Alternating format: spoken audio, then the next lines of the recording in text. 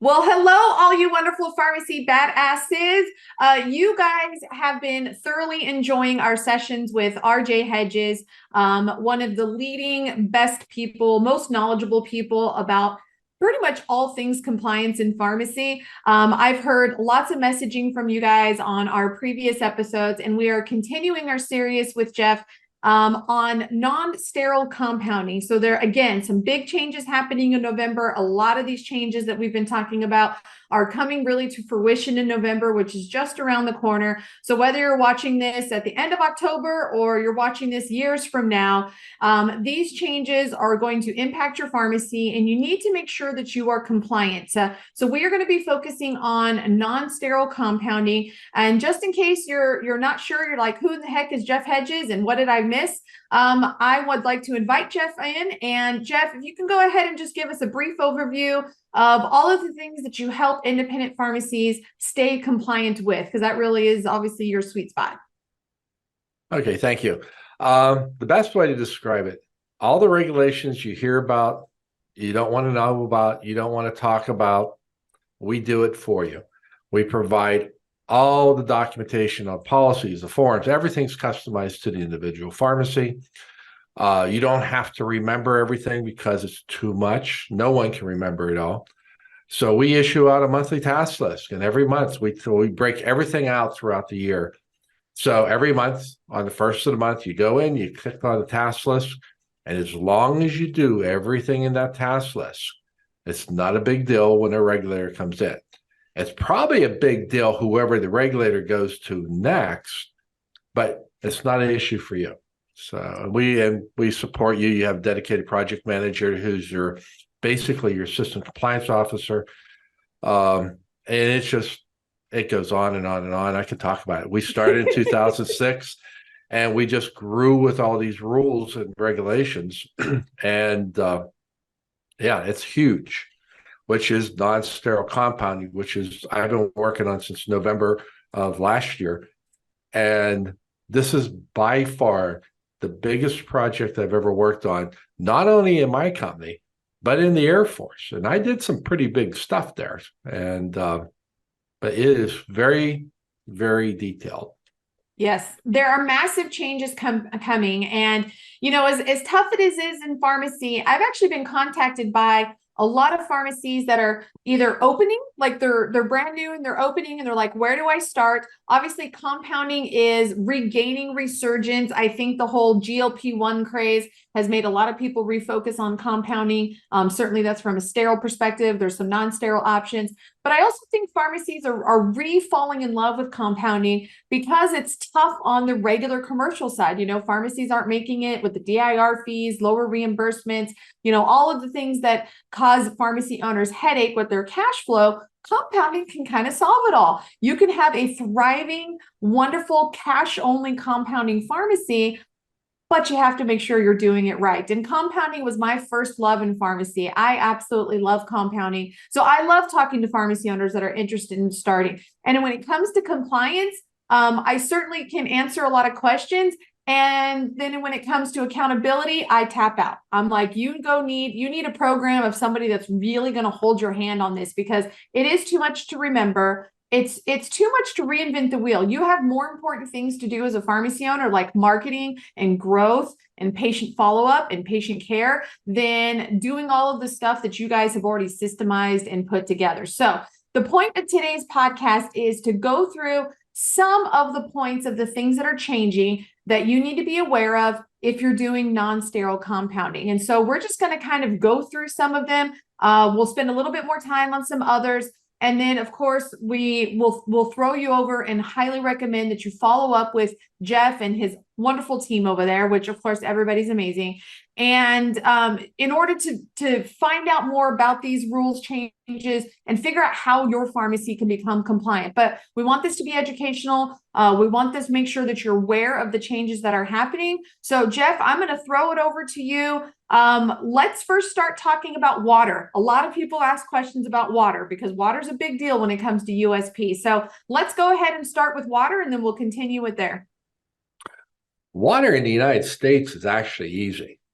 When you look at United States water and our water systems and everything we have here, USP as well as the federal government has stated that our tap water is pure water. And pure water falls under our tap water, distilled water, any type of water the pharmacy wishes to do for non-sterile compounding. If it's sterile compounding, different rules. So it's going to start off with distilled, but you need to refer back to 797 to verify what the water requirement is there. That I think solves a big issue, because a lot of people say, what water system do I need now? I prefer in my pharmacies, we still did like the reverse osmosis water. I think it just made me feel a little bit better that it was, as pure as we could easily make it for our non-sterile lab. So that's perfectly fine. Like you said, if you want to go a little further, but you could just use your tap water. So I think that solves a big issue. But what changes are really happening? Because compounding is regulated by state boards of pharmacy. Of course, if you're going to go, unless you're going to go for the full outsourcing facility with the FDA. So what changes are happening that is making all of this stuff come up that pharmacies need to be aware of for November 1st? The biggest thing is the change in the rules and guidelines. We're going back to 2016, which was the last update to USP 795, as well as all the other USPs. Another one of the things is a lot of people say, well, it's just a guideline from USP.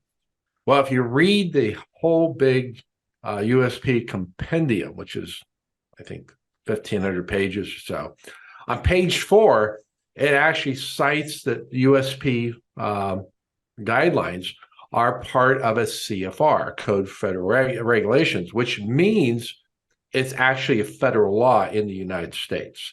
All the other countries around the world, they have to adopt what they're going to do or how they're going to do it. But in most cases, you're going to follow USP because they are the gold standard.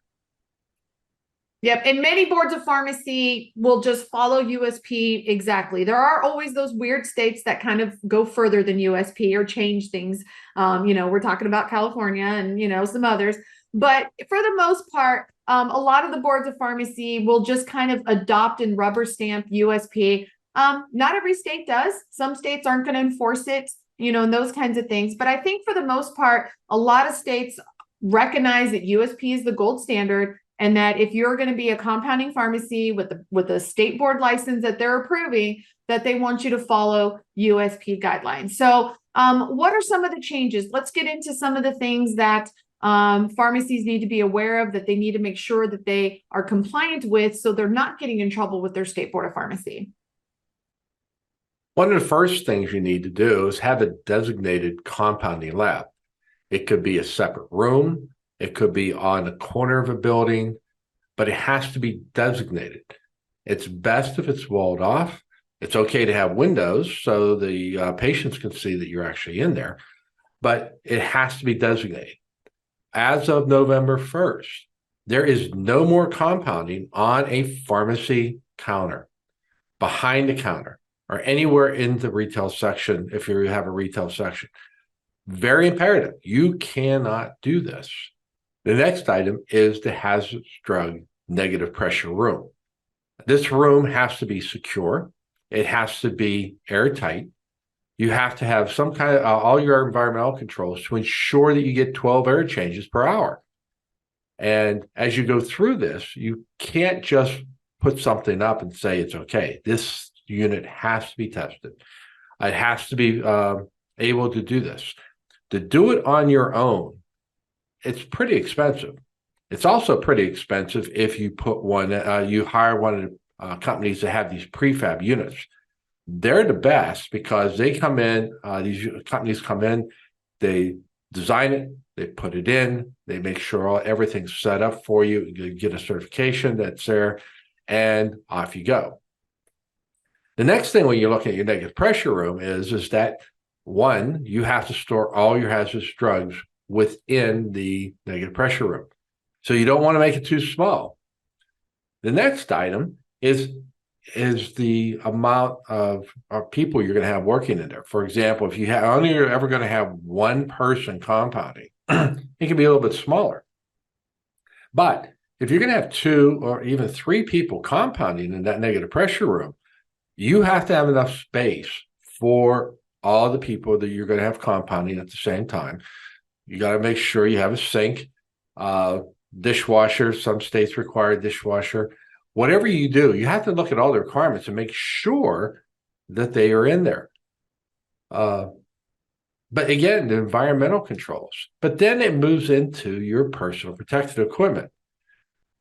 With personal protective equipment, you have to look at the SDS. And I know we've been talking about SDSs for years, because all the way back when they first started, when I was in the Air Force, about 35 years ago, and they came out, it puts in a lot of data in there.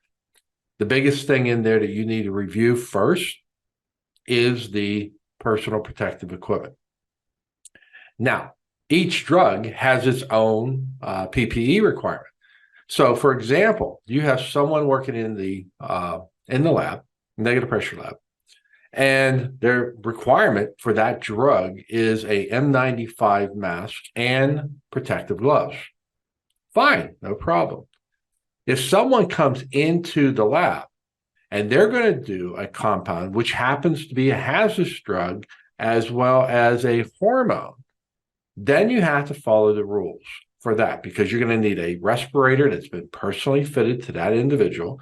You're going to have all the garbs, starting from with your hair at the top of your head, going all the way down to your feet with footies.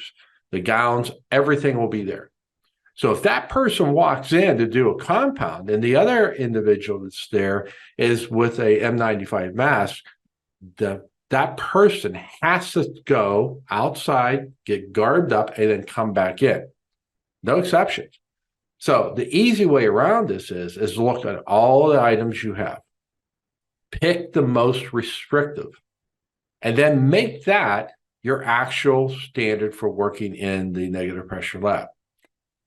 Might sound extreme, but you've got to protect your employees.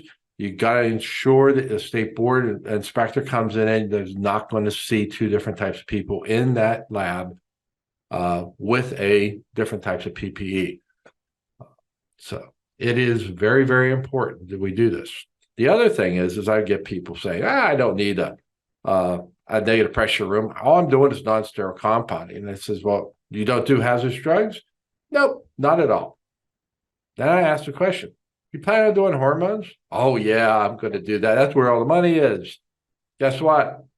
That's a hazardous drug, and you have to do it in the negative pressure lab, and it requires the most restrictive personal protective equipment. So please use that, and please follow that.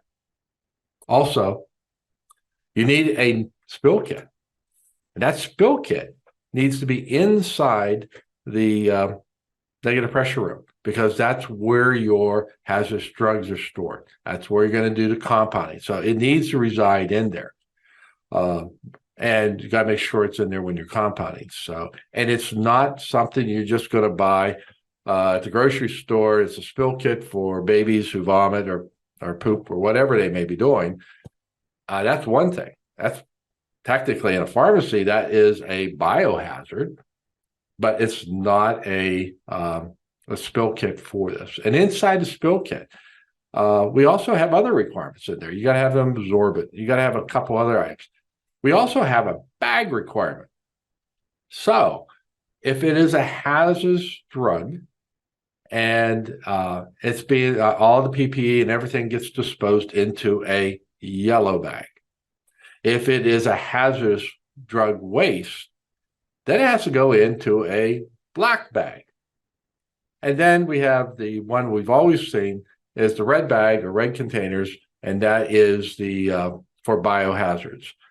Again, you could have the possibility of all 3 of those being in your negative pressure lab. So you got to put that into your requirements as far as putting in the space requirements you need. A lot of the questions that I've been getting are about the formula and the batch compounding records, a lot of people don't understand this. And usually when I get those questions, my first question back to them is, have you gone through a compounding training course?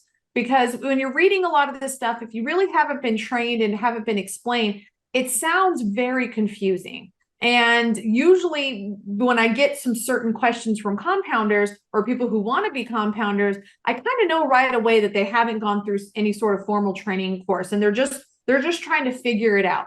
And as somebody who loves figuring stuff out, I can admire that. But compounding is probably not the area that you just want to fumble through. So I highly encourage, if you're interested in compounding and you haven't gone through just a basic like foundations of compounding course, and maybe that one class 20 years ago in pharmacy school probably doesn't hold up anymore, is to pick a compounding course. They say, which one's better? They're all good. All the ones by the major companies, they're all good. They'll give you a good foundation. And then that way, when you're reading some of these things like master formula record and compounding lab record, like what those differences are, and they're not the same thing. So I know there's some paperwork, if you will, even if it's virtual paperwork, some of those requirements are changing. And I'm glad they are, because I think batch records and master formula records are very important. I've used those my entire compounding career, and I actually loved it. I liked the structure that they provide, but I know there's changes happening on that front too. Okay, so we'll just start with all the changes. Go to your compounder. PCCA, I'm working with them. They have a phenomenal program. They not only provide you the compounds, they provide you the software you can use. They now have 2 softwares, whichever works best for you. They provide you the standard operating procedures, which is great. We do not provide standing operating procedures. We provide policies and procedures, and there's a big difference between the two. But go to them. They're providing tons of training. Same with all the other compounding companies out there. Use them first. Go to their training, and you're going to be in good shape. They're not going to allow you to fail. So now, master formulary record. Okay, first off, when you go back right before the pandemic happened, we had all these rules coming out, and there was requirements that you had to do, and it got pulled back because of the pandemic and because no one could decide what to do with a bud. We'll get to that moment. But anything you heard is probably wrong. And the best thing we get is that someone told me that I needed to do this. What we found out, that somebody is always wrong. So don't listen to them. I read. It's all information's there. Our policies, we break it all apart. So we put the guidelines and standards up front for that particular policy procedure. So that makes it easy as far as looking at the regulatory requirement. But the master formulary is your Bible. If USP has a monogram, use that. Fine, no problems with them at all. And then for the people who are just thinking about getting into it, think about your mother's recipe book. That is exactly what a monogram is, or a master formulary. And then you have to document everything either on electronic format or on a hard copy, what's called a compounding record. And that is documenting everything that whoever put it together did, from the start all the way through the mixing and into the vial, or whether it's cream or into a capsule, however the final form is, you're going to take care of it. And you've got to have them on file. I mean, it's like if you don't have a negative pressure room and you don't have a master formulary and the state board walks in, you might as well just close your pharmacy, because they're going to do it for you. Yeah, they're going to have a field day. I always look at the master formula record as like your recipe book, like here's what you're supposed to do. But every time you make a recipe, it's slightly different. We're human. If you're supposed to measure 1 gram, sometimes you'll measure 1.02 grams, or sometimes you'll measure 1.01 or 0.99 or whatever the case may be. So that's the difference between your master. Your master says 1 gram. but do you actually ever measure exactly 1 gram? Maybe one of those once in a while, you hit those like magic. You're like, woo, I'm right on. But every single time you make a compound or a recipe, in this case, like what we're talking about, it is slightly different. And so that's what you're recording. You're recording, what did I do today? Because if I make this formula every day for the next 30 days, they're all technically very slightly different because we're human and you're measuring things and things don't come out exact the same. And so you want to record that. You want to record how much did you weigh? Who weighed it? Was it Marissa or was it Timmy? And so you're recording people, you're recording times, you're recording weights. And so it's actually what happened. So it's the difference between like what's your plan is the master formula record or that monogram, and then it's actually what happened. And there's very important reasons why when it comes to recalls, when it comes to safety, if you use a different lot number, you're at the first of the month, you're making something and it's lot 1. By the time you get to day 15 and you're making that formula for the 10th time, you might be on lot 3.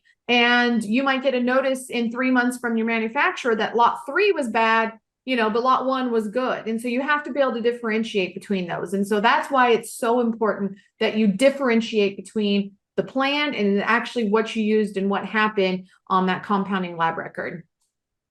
Absolutely.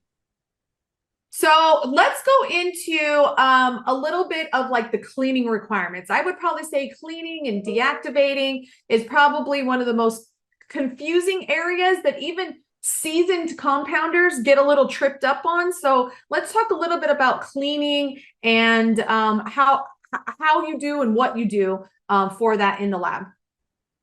They must be cleaned at the beginning and the end of each shift, after a spill, or whenever the surface is contaminated. You also have to clean and sanitize everything within that compounding area that you're working at. Floors require daily cleaning after spills and again when we have contamination or spill.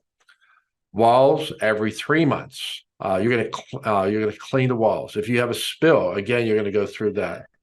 Next item up is ceilings. Your ceiling has to be cleaned when it's visibly soiled. If there would be some kind of a pop where everything pops out of the valve or your mixer is stirring and it goes all the way to the ceiling, it has to be cleaned.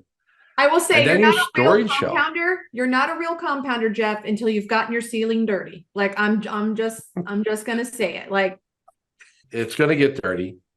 It's just like saying that it never happened. It's like saying you never had a HIPAA breach. The only way you don't have a HIPAA breach is if you don't do anything. You have to use something that's going to clean and get everything off. Also, any HIV, TB, Hep B, those types of things have to be used to help clean. And before COVID, we only had 1 or 2 products out there. Now, post COVID, we have tons of things.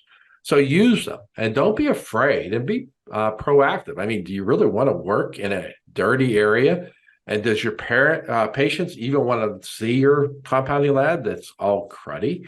No. I mean, just because you're not sterile doesn't mean you're not clean.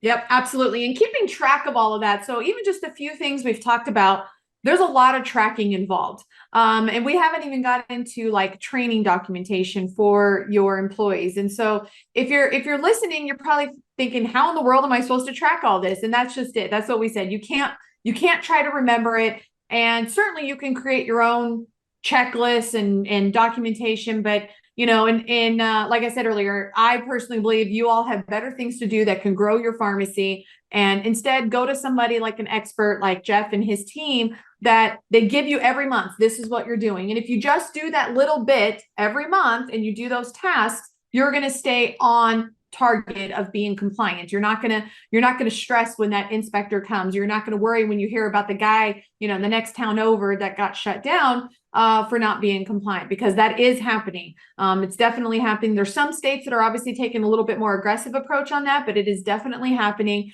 And if you're like, oh, we haven't been inspected in years, Trust me, it's happening. It's changing. And this is coming down from the top to the bottom to the boards of pharmacies that they need to be inspecting these pharmacies. The pandemic's over. There's no longer any excuses or delays when it comes for that. So it's really important that you do take a very focused approach of making sure that if you're compounding or wanting to compound, that your lab is compliant. And Jeff has a wonderful program. I encourage you at least to check it out before you decide to try to do it yourself, or maybe use somebody who's not as experienced, because I don't think there's anybody more experienced than Jeff.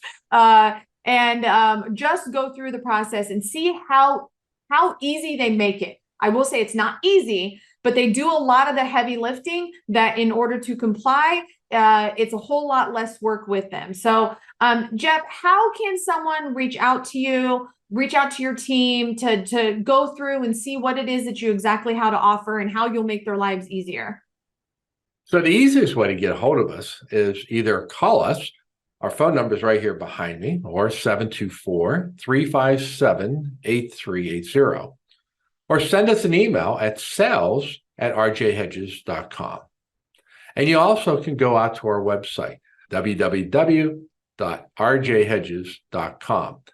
We have a lot of information up there. We're constantly updating it. We're going to be putting up some more information in the next couple of days. But look at what we have. Look at, if you don't want to use us, that's fine. But look at whoever you do use. Are they going to be able to support you? Are they just going to give you something and not support it? Look it over, talk about it, ask for references. We have no problem giving out references, because our references are quality, and our references are pharmacies. They're not organizations. So as you can do this, when a lot of questions, well, can I do this? I don't want to spend that much money. Well, yeah, you absolutely can do it. But you got to remember, this project I started last November, and we're here at the end of October. It took me 1 year to do all this work. Do you have a year? I mean, the amount of money that you would invest writing your own, because basically you're going to go full-time, 2,080 hours, times your hourly rate. That's what it's going to cost you, because it's just so much work. So look it over.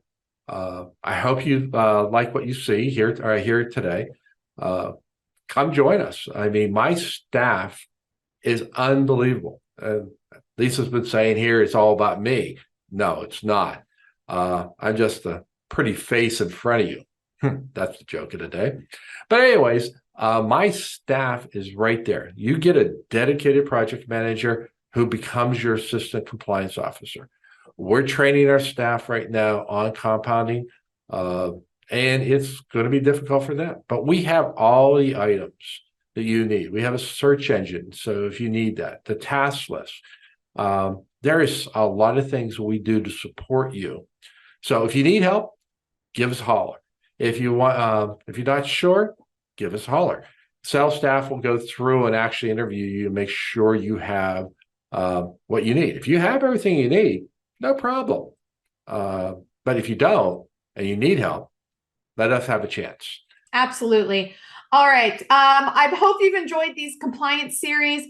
There's lots of things happening, from the DEA to hazardous drugs to compounding. Obviously, DSCSA is pushed back till 2024. However, I would not sit on it and just go through and get ready for that. So if you've missed any of our previous episodes with Jeff Hedges, go back on, whether you're listening or you're watching, and watch those, because you just want to make sure. There's so much. A pharmacy owner, it is easy for things to slip through. Don't beat yourself up for it. It is not all up to you. Go through and listen to some of those past episodes. Make sure there's nothing out there that you've missed that you need to make sure to be compliant, because November is going to be a very busy compliant month. So thank you so much, Jeff, for pouring your information into this, for all the work that you do behind the scenes that nobody sees, how many hours that you spend on this. And I certainly appreciate it. And I know all of your pharmacy owner clients certainly appreciate it, because you certainly make our lives a heck of a lot easier by doing the down dirty work that nobody wants to do for us.